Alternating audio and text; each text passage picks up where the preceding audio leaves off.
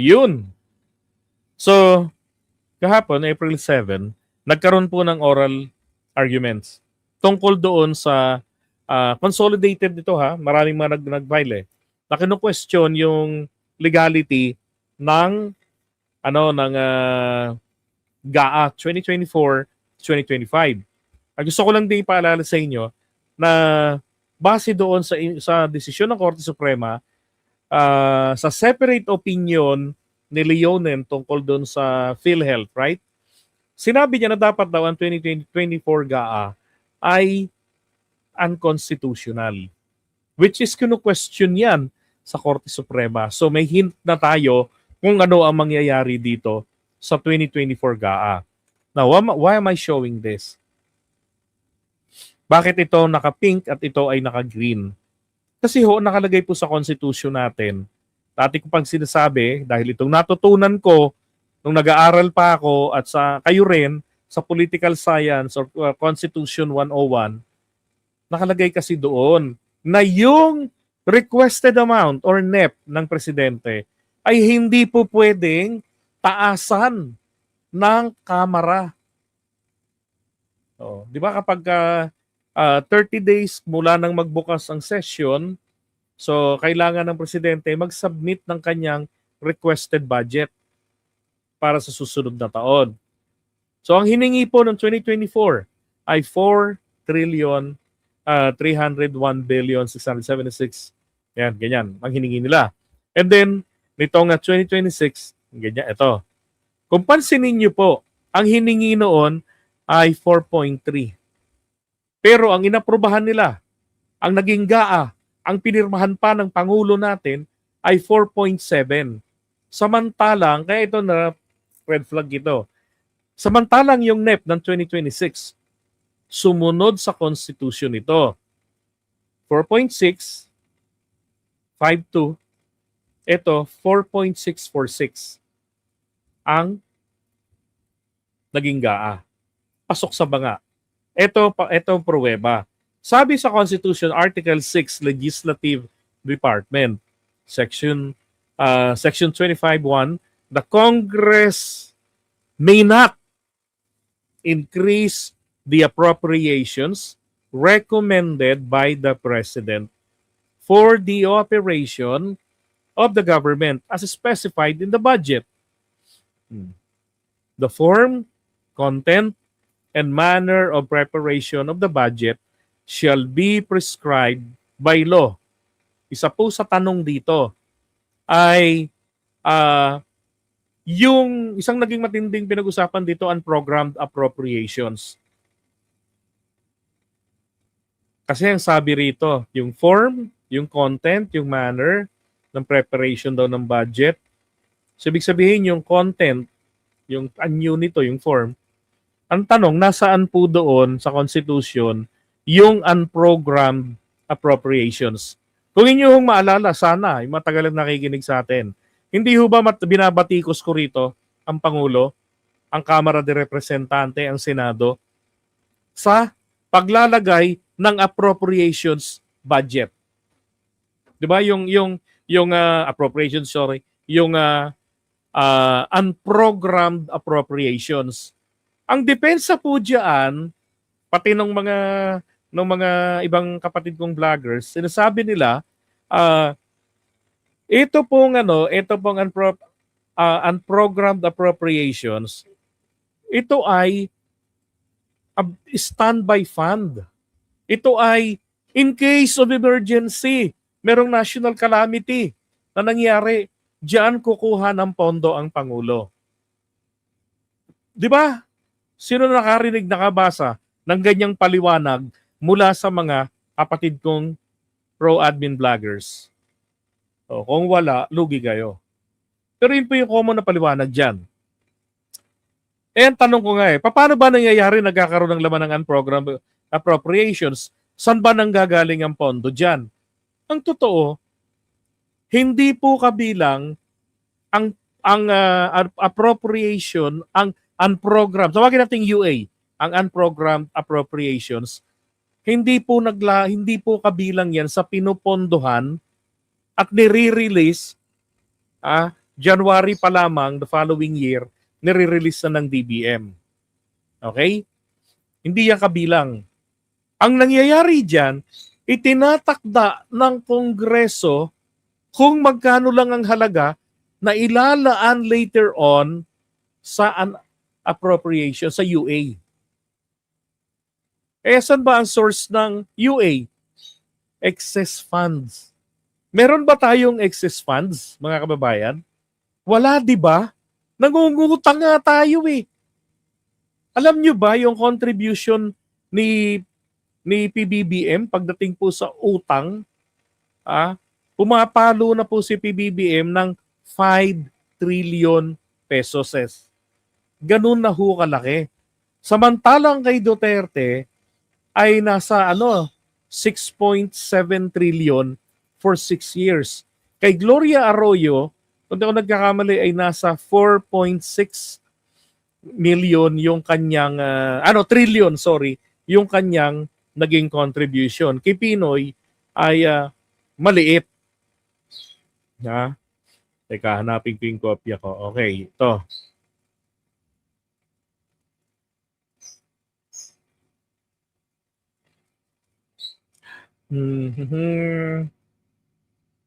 Pakita ko lang sa inyo. Para may comparison tayo.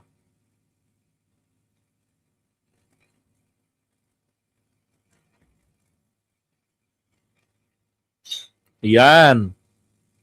So, wag na nating tignan yung issues. Ito na lang. And this is the fact. National added debt. Panahon ni Gloria, 4.99 trillion pala nadagdag nung time niya. Kay Duterte, 6.67 trillion. Kay PBBM ay 5.62 trillion 3 years. Pwedeng mag 10 trillion pa tong utang. Kasi lagi tayo nangungutang eh. Kay Pinoy, maliit, 2.13 trillion. Wala ka namang marinig kay Pinoy noon kung di, walang budget ang gobyerno, walang pera ang gobyerno. Kaya pati yung toilet, walang dingding. Di ba? So yan. Okay? Now, balikan natin yung kanina. Nakita ko lang sa inyo to show you na hindi totoo na nagkakaroon ng Pilipinas ng excess budget.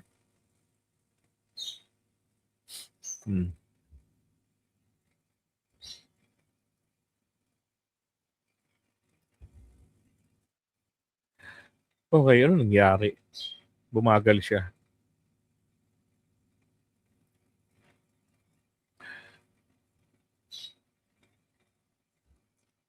Okay, ito na. Yun. So, tama ho kayo. Ang pwede lang pong gawin ng Kongreso natin ay babaan pa. Ang purpose po, kaya sila sinasabi na meron kayong power of the purse. Kasi ang ibig sabihin po nito ay kayo yung merong moral ascendancy since kayo ang representante ng mga mamamayan. Hindi ang Senado. Okay? Hindi ang Senado. Ang Senado walang fixed constituent. At large ang boto sa kanila.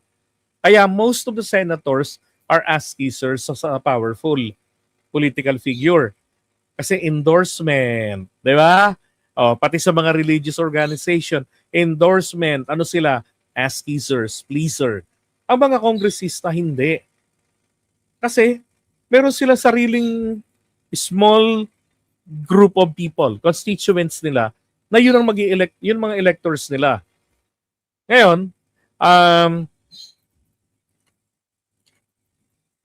kailangan nila siguraduhin, kaya nga may budget briefing, budget deliberations, para masiguro nila na yung proyekto na hinihingian ng budget mapupunta sa tama. Gigisahin nila isa-isa yon. Diba? Doon nila makikita na, pwede naman pala tayong magtipid dito. Kasi hindi naman pala kailangan to. Pabawas. Hindi padagdag.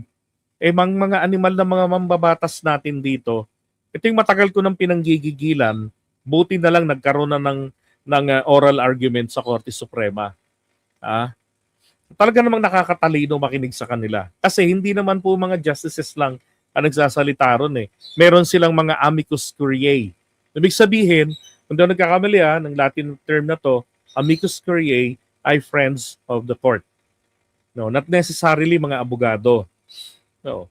Ito si Jokno, ito ho yung question ni Leonen at sinabi niya ang ginagawa ng mga ng mga mambabatas natin kasi tignan nyo sa prinisinta na to ng isa pang amicus curiae si Solita Monsod. Tignan niyo ang program appropriations.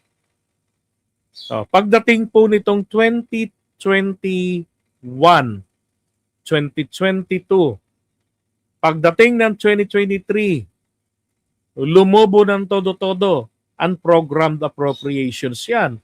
2024, lumobo. Sabi, para daw yan sa emergency funds yan. Baka magkaroon ng emergency. Kaya pala, yung palpak na pinagnakawan na na flood control projects mula 2016 hanggang 2025. Actually, nagpabaha naman sa atin, hindi naman po yung proyekto ng flood control ng 2024 na pinagmalaki ni PBBM eh. Kasi yung flood control na yan, kung epektibo yung flood control na 14,000 halos na natapos daw ng termino ni Tatay Digong, ay naging epektibo, hindi ghost projects, hindi substandard. Kaya lang noong 2020, 1 year bago siya bumaba sa pwesto, ang sabi ni Tatay Digong, nakaganyan na naman siya. Alam niyo, totoo yang corruption yan. DPWH dyan, madami. Wala yan silang delivery. Puro yan sila mga ghost project. Mga putang inang yan. Papatayin ko yan. Sana nga tinutuon niya eh. Naalala niyo yun? Ipit na siya sa mga dilawan, sa mga mainstream media na sinisiraan niya para hindi paniwalaan ng taong bayan. Kaya po, hindi po fenomeno na unexplainable.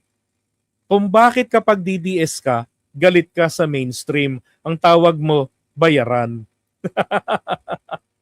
Pero merong Duterte media kasi, SMNI. Di ba? Pero ito, this is a fact. Okay? Ganyan po nangyari sa Marcos administration ang ginawa ng mga mambabatas natin. So ano ho ibig sabihin nitong kulay na to? Ito po ang NEP. Okay? Ito ngayon yung approved budget. Yan. Ito naman ngayon diferensya ng GAA at saka ng NEP.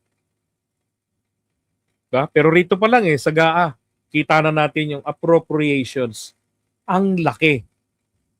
Ngayon, ito yung sinasabi kong napabayaan ng Pangulo na 3 taon. Ngayon, pagdating dito ng 2026, nag-normalize na ang unappropriations. Ito yung unprogrammed appropriations, yung UA. Ito na yung kanyang requested unprogrammed appropriations, pero binabaan na sa GAA.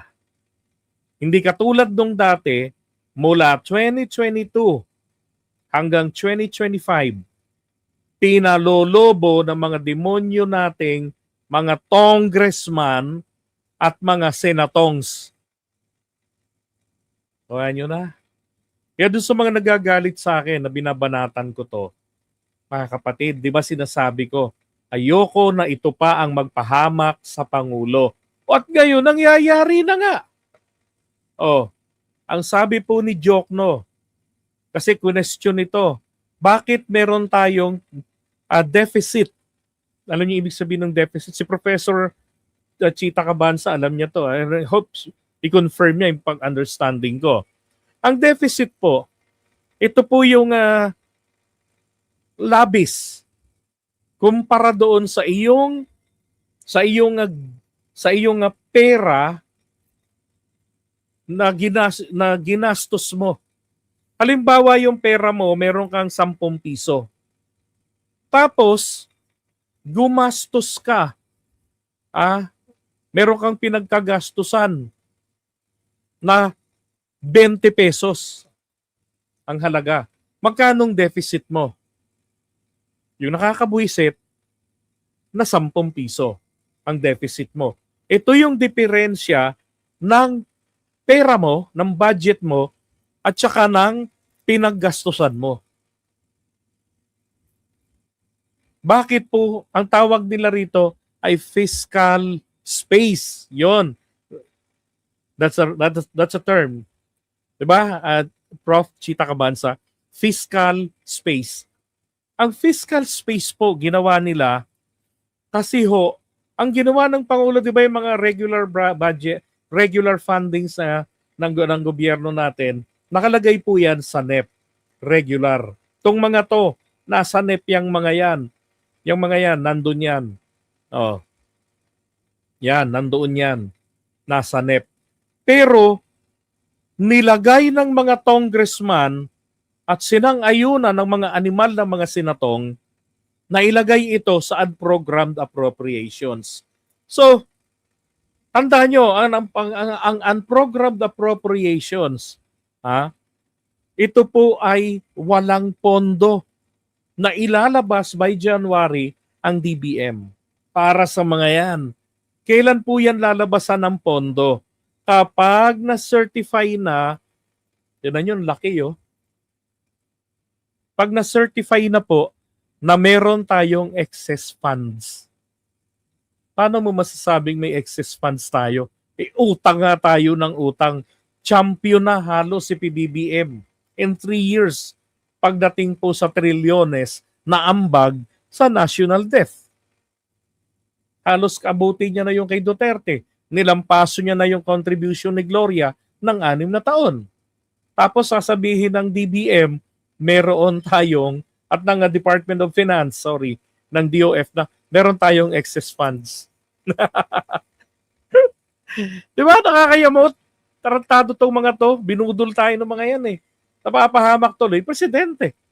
Dapat sila, mga inappoint ng Pangulo, naging matapat sa bayan. Sabwatan ang nangyayari Alam naman nila, utang lang tayo ng utang kasi wala tayong mga GOCC na bago na nagde-generate ng income. Yung Maharlika Investment Fund, hindi natin alam kung kumikita ba yung lintik na yan. Pinondohan na ng bilyones yan. Di ba? Walang balita. So alam niyo naman nag-create ng national budget, mga kongresista, mga senador. Pagdating sa Pangulo, pasado na sa kanilang panlasa, sa kanilang kapa.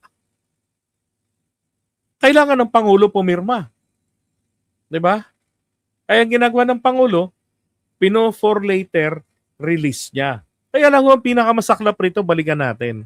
Itong mga importanteng ito, bakit yan nilagay nila? Katulad yan, Fisheries Infrastructure Development Program, aquaculture, cold storage expansion project. Di ba? Supplementary feeding program, Marawis. Nasa regular funding siyang mga yan ng Pangulo Nilagay nila sa unprogrammed appropriations. Kaya po, it will take half a year bago yan magkapondo. Kasi ang paglipat po ng pondo ang source of fundings. Kaya po yung PhilHealth, yung PDIC, na parehong naka-earmark po yung paggagamitan yan, insurance funds yun ng mga bank depositors. Yung sa PhilHealth, nilampaso na sila ng Korte Suprema. Inutos ng Pangulo, ibalik nyo nga yan sa finance, ibalik nyo yung 60 billion. Binalik ba nila? Hindi nila sinunod ang Pangulo. Bakit? Nagalaw na kasi ang 60 billion. Sino po nagbalik ng 60 billion? Ikaw, tama, ikaw, ako, tayo, ang nagbalik ng 60 billion na kinuha ng mga kongresista na sinangayunan nito ni Ralph Recto. Bakit? Kasi nga nandun sa sa GAA. 'Di ba merong rider silang nilagay? Kaya nga na question ng Korte Suprema at sinabing unconstitutional ang rider. Na ino-authorize ang Executive Department na galawin ang mga pondo na yan. Kaya nga technical malversation ang kaso na isinampa kay Recto. And again, yung mga kasama ko na naman, make news na naman dyan. Sinabi raw ng Korte Suprema sa desisyon sa PhilHealth na walang pananagutan si Recto. Presidente lang ang wala. Kasi kailangan niyang pumirma At ang aksyong ginawa ng Pangulo, hinold yung mga for later release. Nakaduda-duda. Pero kay Recto, maliwanag kung hindi niya sinunod, di ba? Nagalawin yun, PhilHealth pa talaga. Pwede namang yung galing sa PCSO, yung galing sa PPA. Kasi yung mga yung pondo nun, papunta talaga ng gobyerno panggastos Yun ang purpose nun, di katulad ng PhilHealth. Kinana PhilHealth, 90 billion mahigit. Or 98 ata yun. Anyway, bala sa buhay niya. Yan ang create nila mga kababayan. Anong purpose? Bakit sila nag-create ng fiscal space? Para makapag-insert ang mga animal. At yan ang sinasabi ko noon. Hindi binantayang maigi. Di ba? Inaasahan natin si Speaker Martin Romualdez na magiging protector ni PBBM. Lang niya, pero natektahan lang niya si PBBM laban sa impeachment. Alam mo naman ng mga kongresista kung sinong nasa administration. Sip-sip ang mga animal. Di ba? Kaya nga kaduda-duda Naglipatan sila. First time na nangyari ito kung di nagkakamali sa Philippine history. In my 30 years in this planet. Na, imbis tumalon sila sa partido ng presidente, sa partido ng Speaker of the House, sila nagsiksikan. Di ba? Partido ni Gloria Arroyo at ni Martin Romualdez na na-hijack ni Gloria mula po yang kay FBR. Yang lakas. Ba't doon sila naglipatan? Kasi kung nasa ng pakinabang, ba't ka nga naman lilipat kay PBBM? Ang ng putya, ang kunat, sabi nila. Dito ka, sa paldo. At dyan, ang insertion, nangyayari po yan na sa dalawang pagkakataon. Pag pasado na ang budget, titira na sila sa second reading, papasok ngayon ng small committee na talagang kultura na ng Kamara de Representante, bumuo ng small committee. At nung panahon ni Lord Alan J. ni Alan Peter Cayetano ng Speaker of the House siya po ay Deputy Speaker.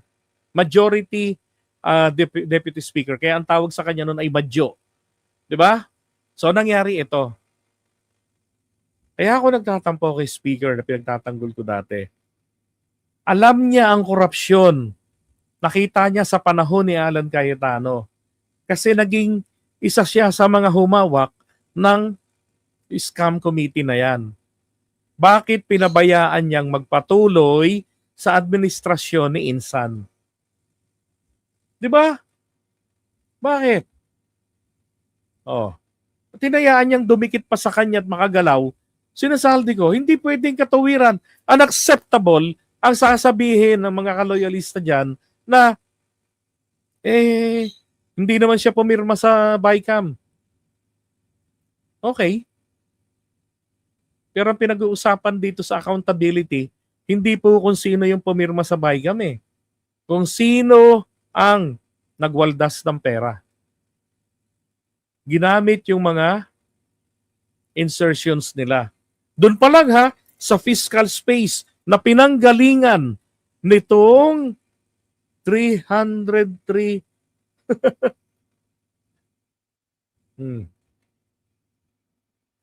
Na yan, di ba? Ang laki niya, no? Magkano yan? Di ba? Ang tindi nila. So may insertion na sila dahil binakante nila ito sa NEP. Tapos, eto pa. Nung napondohan etong mga to, sino po magsasuffer dito? Yung mga beneficiaries po. Yan. Oh. Tapos pinasukan pa rin nila dito sa 2025 budget. Matindi ginawa nila. Kasi yung mga construction works, yung mga infra, nilagay nila sa unprogrammed appropriations. At doon ginamit nila yung pag nilang nakawan. Yung unprogrammed appropriations. Naalala ninyo? Ipinangako nila, ayon doon sa aligasyon ni Toby Chanco, pinangako nila na pag pumirma kayo sa impeachment, meron kayong project. Oh. 'Di ba? Ba't po ako naniwala doon? May corroborating statement eh. Si former Congresswoman Mitch Kahayon, si Ganda, dating Miss Caloocan, na tinalo ni Erice. Lagi naman sila papalitan ni Erice sa pwesto. Siya po kasi kinabukasan, after impeachment, ang napanood ko syempre maganda yon. Alam niyo naman, kapag ka maganda, sinusundan ng mga bubuyog. So pinapanood ko lagi yung kanyang content kasi parang nagba-Bible study siya pag bumababase sa tao. Natara-tsempohan ko ron. Sinabi niya na pag nung pumirma sila, may pangako sa kanila na ayuda. Ayos, mga akap-akap. Di ba? Tapos pinang ano pa nila yan, release nila bago mag-eleksyon. Sino ho napahamak ngayon dito? Sa kapabayaan ni Martin Romualdez. Sino po ang nalatayan ngayon dito? Ano po yung kasabihang Pilipino? Ano ba yun? Hindi ko kabisado, sorry ha. Hampas sa kabayo. Tama? Latay sa oyabak. Ganun ba yun? O yung kasabihan na yun?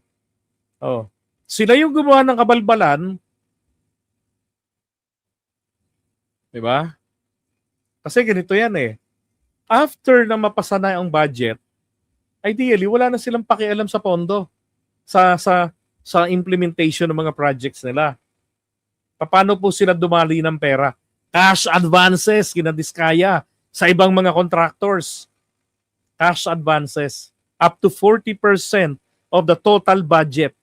Kaya ho yung 2025 national budget, tinawag itong most corrupt budget. At kung hindi pinirmahan ni PBBM yon, magre-reenacted budget tayo. 2024, malala rin yun. Di ba? At yung 2026 national budget, which is the corrected budget na, tama na sa Constitution, green na ito. Pag hindi pinirmahan din ni PBBM yun, 2025 tayo, corrupt budget yan. Di ba? So pinakita ko lang po sa inyo, paano nilang nilapastangan ang tiwala ng taong bayan, ang tiwala ng presidente sa kanila, lalo na kay Martin Romualdez. Dapat pag ikaw ang leader, 'di ba? Bantay sarado mo. Dapat kung ikaw ay tunay na leader, merong leadership skills. Kaya mong kontrolin ang mga kasama mo, kaya mong brasuhin, kaya mong murahin ang English. 'Di ba? Para sumunod sa iyo. Hindi yung parang Cory Aquino, ikaw pa yung napasunod ng mga subordinates. Ulong naging buntot. Yan yung masaklap na inabot, mga kababayan. Ngayon, ano mangyayari kapag na-declare po na unconstitutional ang 2024 at 2025 national budget? Ano mangyayari? Uutusan ba Pangulo, ibalik niyo yung pera?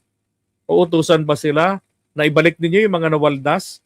Ang pagbabalikin po roon yung mga nagnakaw, yung mga kumita. Kaya nga merong kasuhan para merong restitution. Merong early restitution para sa gustong maging whistleblower na hindi naman talagang pinakasalarin. Di ba? Ano masaklap dito, o maganda rito, hindi ho biro yung mga amicus curiae nila. Again, Drilon, o dating Budget Secretary Abad ni Pinoy. Di ba?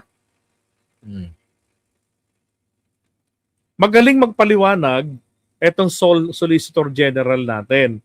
Ang problema, nakakaawa siya pakinggan. Parang nilalamon siya ni Leone ng buhay.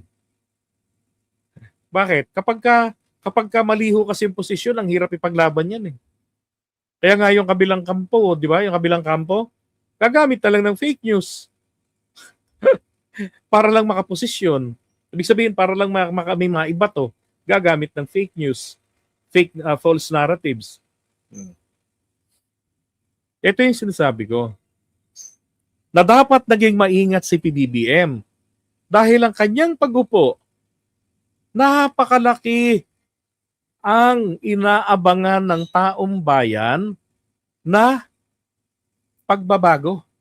Napakalaki po ang expectation ng taong bayan sa kanya at kay Martin Romualdez.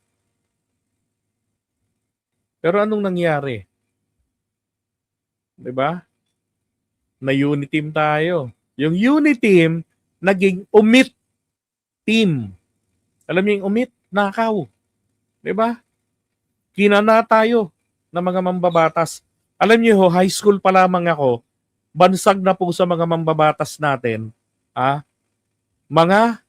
tawag diyan is buwaya. House of Crocodiles. Congressman. Kasi nangihingi sila ng tong sa mga proyekto. Sino po presidente nung high school ako?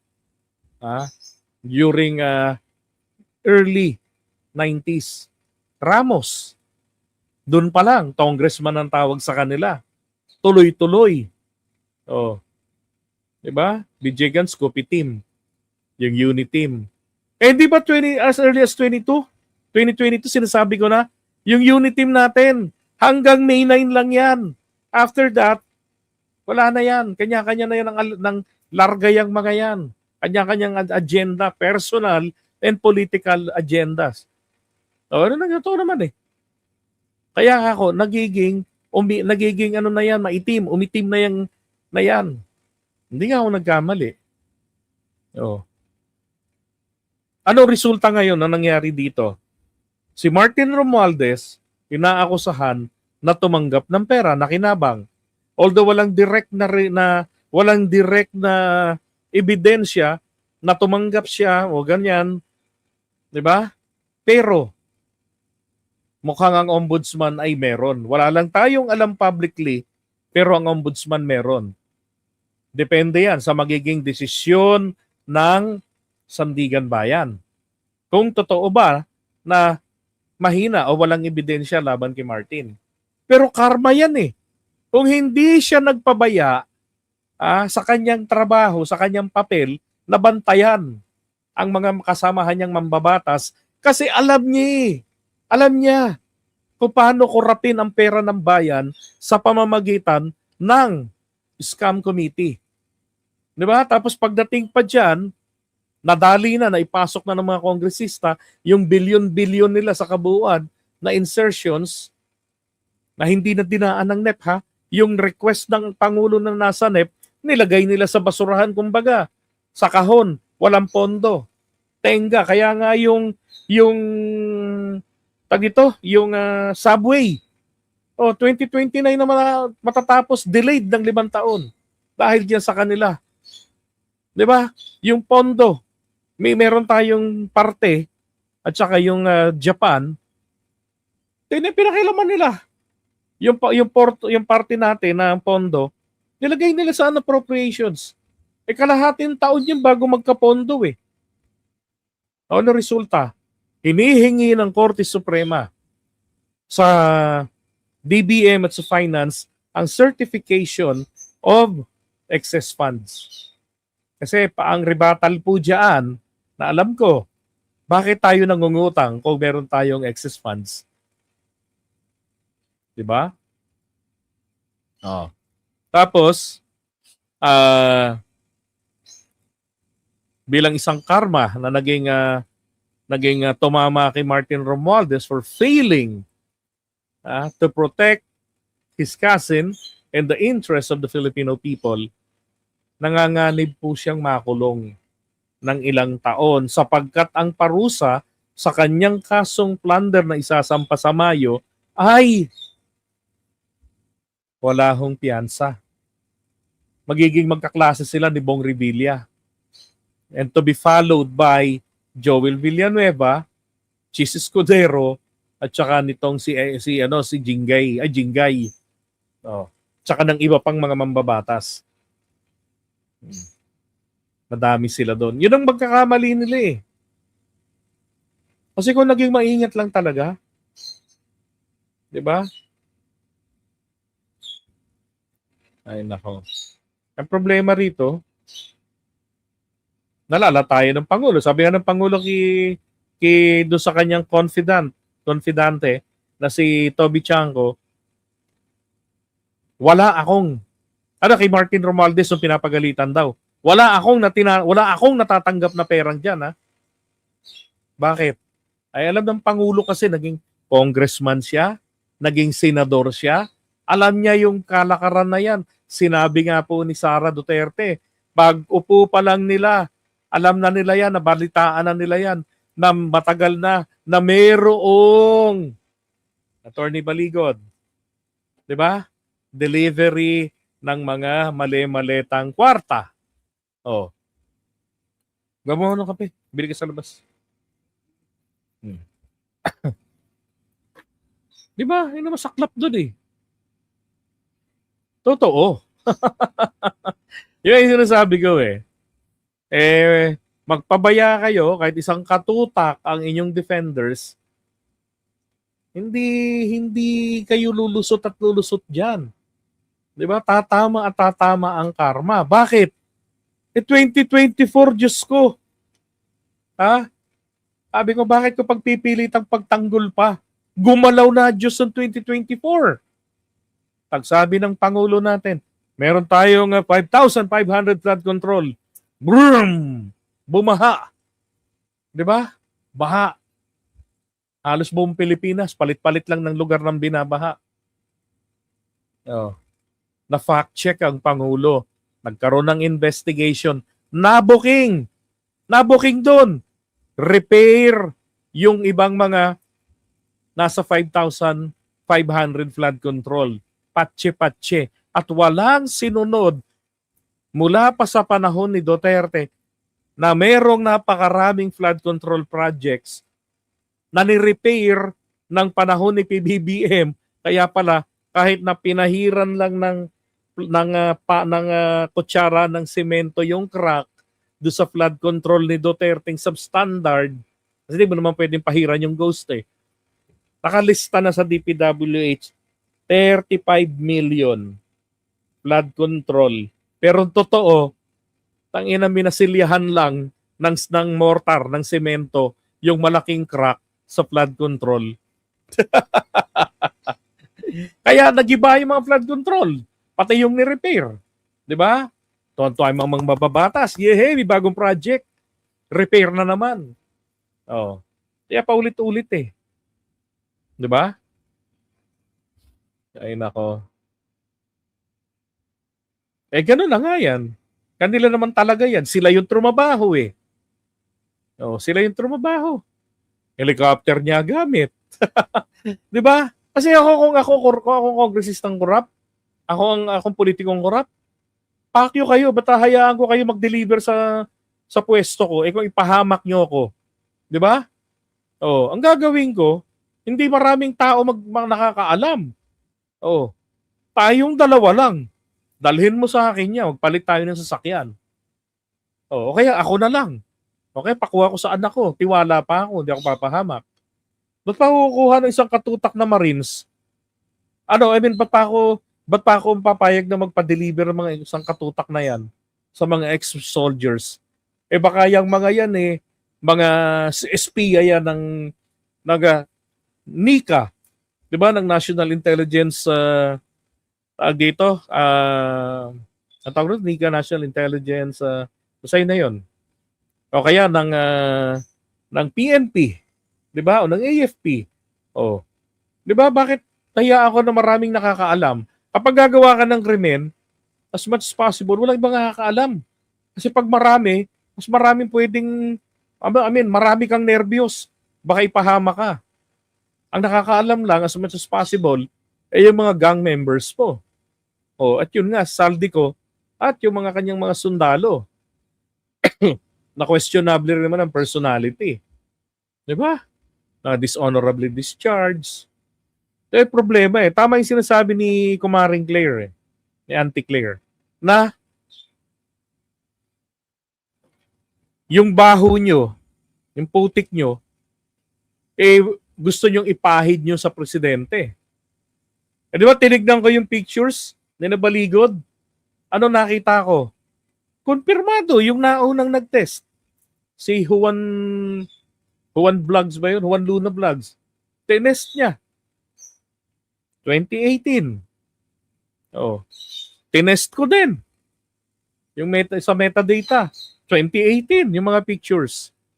Kasi kapag tayo po nag-picture, o anong ginamit natin, kung ginamit natin ng cellphone camera, ginamit natin ang yung malaking camera, lahat yan, nag-iiwan yan ng marka dun sa picture. Lalo na sa digital. No, nakikita yun, natitrace yun, yung EXIF file niya. Diba? Sa metadata. No. Ayun, thank you. NICA is a National Intelligence Coordinating Agency. Yan. Right? Kaya nakakalungkot lang itong nangyari sa supposed to be tawag dito guardian natin kay Martin Romualdez yung sa camera. At ganun din kay Chis Escudero na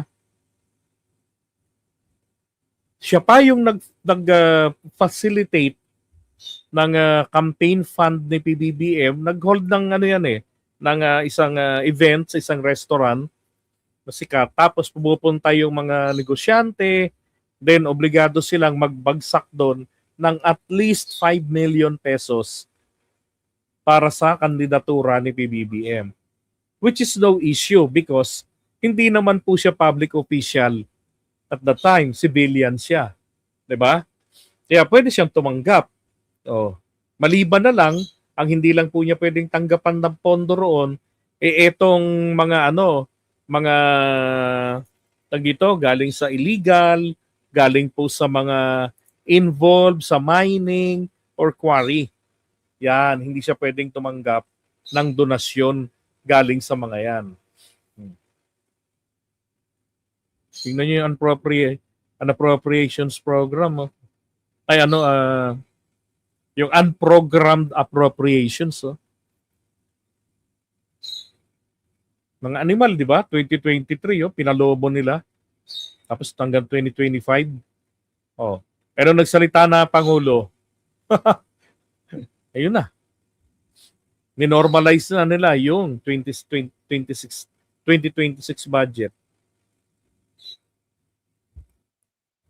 Alam niyo sa nangyari ito, to be honest with you, madadala ang mga tao na maghalal pa ng isa pang Marcos. Sa totoo lang, maging si Sandro, hindi na pagkakatiwalaan yan. Kung naging 30 million ang boto ni PBBM, na noong 2016 ay nasa 14 million, and then based dun sa history, nadadagdagan ang boto niya ng from 1 million up to 2 million votes lang. Ibig sabihin po nito, marami pong mga tao rin, mga nasa siguro 10 milyon o higit pa, na hindi po mga Marcos supporters. Pero, dahil sa ganda ng narrative, galing niya sa debate, na dinaluhan niya noon, nakumbinsi niya na pagkatiwalaan ang Uniteam. Hindi na nga dumalo si Sara ron kahit isang debate. Baka mag-itok-itok, madisgrasya pa ang partido, di ba? Si PBBM ang bumitbit sa kanya.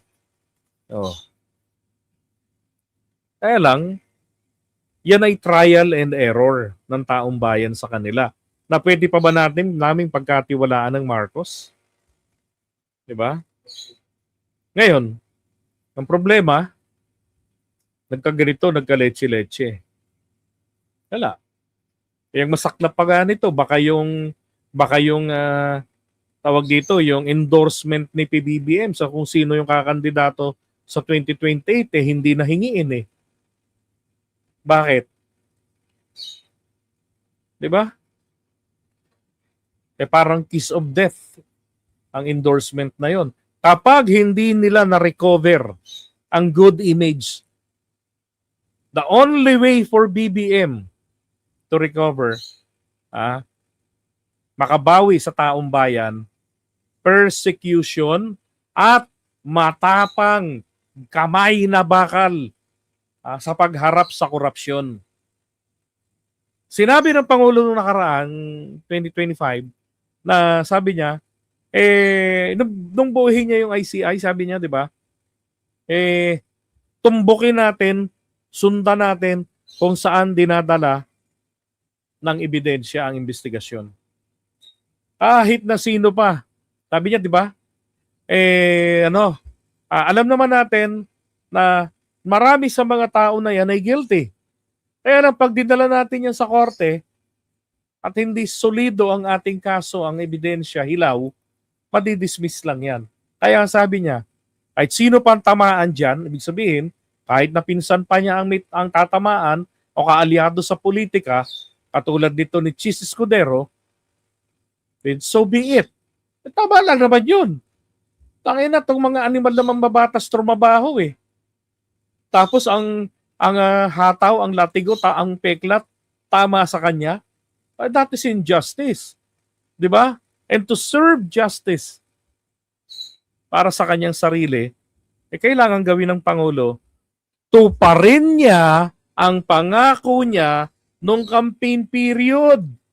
Hindi ho pinangako ni PBBM nung campaign period. Ako nasa Caravan lagi, alam niyo yan. Ang 20 pesos na bigas, DDS lang na tanga ang gumagawa ng kwento na yon. Pangarap lang niya yon. Pero pinangako ng Pangulo natin, lalabanan niya ang korupsyon. Sabi ko nga napakaganda yung timing sana. Na sana siya yung tatawaging the corruption buster president ever had by the Philippines, by the Filipino people. Kasi napakaganda yung momentum. 2020, Duterte sumuko sa korupsyon. Di ba? Ang tindi nga 2016 nagsimula ang korupsyon. Alam niyo totoo, kaming mga vloggers nung time niya, alam na namin, napuputok na yung issue ng korupsyon laban sa kanya. Di ba? Lalo na nung nagka-pandemic, nako, putangin na. Nagpatong-patong na, nagkaungkatungkatan na yung mga tropa niyang mga involved sa droga. Ngayon, parang puputok na yung ulo niya, sinabi niya na DPWH, di ba? DPWH yung isinalang niya. Bakit? Ang taas ng trust rating ni Mark Villar eh. Ano nangyari noon? Actually, prepare na nga kami ng rebuttal pag may bumanat eh. Kaya lang, yung mga DDS, putangin na pinalakpakan pa. Yun ang Tatay Digong. Nilalabanan ng korupsyon. Sino tinira niya doon? Walang investigasyon. Kaya walang napakulong. Sino tinira niya doon? Yung 8 kongresistang kaaway niya na mga guilty, tinuro niya na yung mga yan, may ganitong construction, contractor yung buang na yan. Wala na, yun lang. Kung sinundan ni PBBM yung pag-upo, nako po. Di ba? Hanggang ngayon, ang imahe niya. The corruption buster president. Di ba? Kung pag-upo ni PBBM, imbestigahan niyang mga yan. Yung sinabi ni Duterte, di hindi na nakaporma itong mga buwaya na nabuhay sa panahon ng Duterte administration from 2016 hanggang sa 2022, 'di ba? Buwaya sila eh. Oh. Apparently, kung doon pa lang 2022, the best time na ginawa ni BBM sana yan, 2023. Hindi na po magiging dinosaur. Hindi na ho magiging Godzilla yung mga korap na yan. Dahil doon pa lang, nakakatay na sila. Eh yung 2 years sayang eh. O 3 years sayang eh. 'Di ba? 2025 na. Hinarap ni BBM. Although nakapanghihinayang yung nakaraang 3 taon o 2 taon mahigit. Pero sabi nga eh, huliman. 'Di ba? At least ginawa pa rin, eh okay na rin. 'Di ba? Kaysa yung none at all, chumika lang. Oh. 'Di ba? Ay nako. Alright. So yun ang pinakamaganda na magawa ng Pangulo natin. Kamay na bakal sa pagharap dito sa issue na ito. Kasi kahit po meron tayong krisis sa langis, hindi pa rin makakalimutan ng taong bayan yung flood control na yan. Nakatatak na yan. At yung mga taong nag-aabang ng aksyon ng Pangulo, yan din yung mga botante niya nung nakaraang halalan. Di ba?